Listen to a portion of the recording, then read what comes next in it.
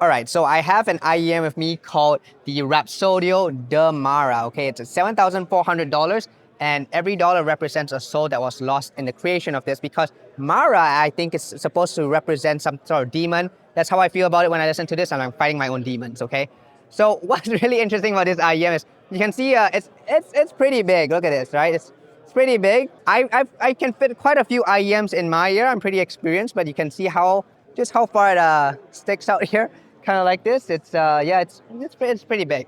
Now, that being said, of course, it's all about the sound, right? For $7,400, what are you gonna get? And well, Rhapsody has a bit of a, let's say, a reputation for some rather interesting, rather colored sounding IEMs, and this is definitely one of the more colored, one of the more interesting sounding ones. You can see all the drivers in here in this shell, and I think it creates, you might think there's some coherency issues there. I actually don't think so. I think it actually sounds reasonably coherent. It's just very, very colored in its timbre. The bass is quite big, but it's not so much that deep hitting sub bass rumble. It's more kind of that initial bump, and then you get sort of that roundedness, right?